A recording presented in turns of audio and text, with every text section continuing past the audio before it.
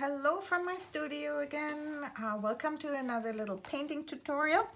And as you can see, I'm still painting these little art cards, and I love to do that simply because I can switch fairly quick from one subject to another and try out different techniques fairly quick without having to plan for a big a big project. Okay, so I painted this, for example, as I love these colors together. I have 3 different greens in here, but they are warmer greens, so I used a warm yellow in it, and my gold green and a dark warm green, and I let the colors mix in a wet and wet way together on the surface. And here too, I wanted to create a vase with some pink flowers. The pinks and purples are my favorite colors, and for spring, yeah, they're my favorite in any type of flower. And I sprinkled some salt on it. I just wiped that salt off here, and then I created these funny edges with a straw, just blowing some air around, yeah, I'm playing with a little bit of yellow in there in my pink, and then the purple in there. And my goal with this is just quickly try another technique which I saw on a different painting an artist did. I'm not sure if this will work out, but now I'm gonna use some gray and just implementing some darker areas on a second layer here, just carving out some flowers and just thinking where would be the nice edge of my flower. And I'm painting in the negative space here. You can zoom in if this is too small for you. This practice, it's very good to just let go, right? We don't want to paint the whole flower. We just want to have few areas where we highlight the darks. Basically, we're painting around the light, we're painting the darks and creating funny shapes in our flowers. And so I'm in the wet area, I'm dabbing in a bit more of the color. This is neutral tint I'm painting with. You should have probably mixed some pink in it too to make it more work, but I've seen the other artists not doing this either, so I just use this. I want to see how it looks for my flowers. And I think this is basically almost enough. My main focal area is supposed to be in the middle, so they are my darkest darks and my lightest lights. And I'm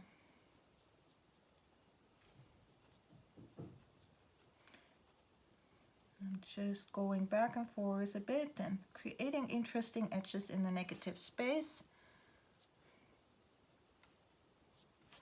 So I think it is about time to create a center for my flower. And the centers are usually a bit darker, right? So I'm just dabbing in a bit, 3 or 4 dots as a dark, with the dark purple. This is my Quin Magenta. I love that. I have to watch still that I'm not getting too busy with my stuff here, because it is a small format and I don't want to. Okay, so let's grab a bit of yellow and see how that goes in there. Offsetting my centers. I like this combination actually, so it's kind of okay. So now I'm introducing another color, and that is my cerulean blue. And I'm just thinking, okay, here is my vase. Here comes my vase down, or maybe even here. And this is painted now in the positive space, so I'm adding my vase. But I'm not locking everything up by covering my whole area of the vase with paint. I'm still trying to leave some whites in there for artistic reasons. Okay, and I can go with a darker blue and just dab a little darker blue in there on this corner here. This is my French ultramarine. Okay. And if I want to, I can use a little bit of white and just get a highlight into my flowers with a dab of white. This is my watercolor white. It will be very subtle. Maybe I should take my gouache. Gouache will stand out better. See, this yellow in this darker area is not really standing out nice. So gouache is watercolor paper mixed in with a little bit of chalk, so far I know, and that makes it opaque. So I'm using a very small brush now. I just squeezed out a little bit on a different mixing palette here, and just dab in a little bit of light here or there in my centers, on the opposite side where my dark is.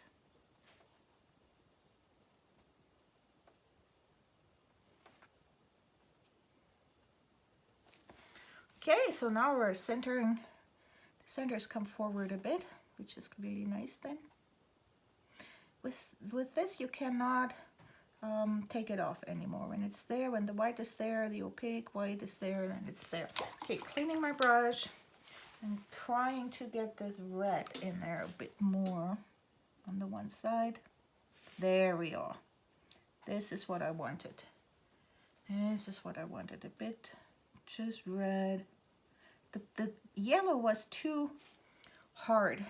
It was too aggressive, mixing too much into my red, and then I wanted this red to show. Yay, our center's coming to life. This is what I want. The only thing now needs to be done is a few stems that show through here, this hole. And what else I can do, I can even close this up if I want to. Make it a bit bigger here.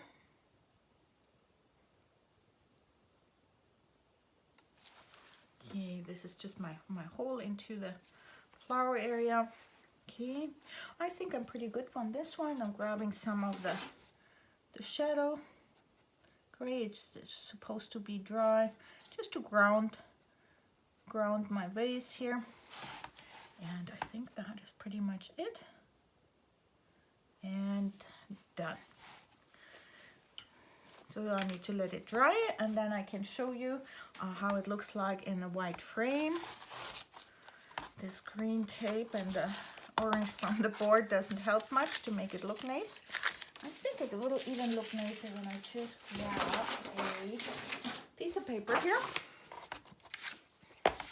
and put it on. And I hope you like this, and it's done fairly quick, and it gives you some ideas on how to create interesting edges and paint with interesting edges, and build up a nice easy little flower arrangement this way.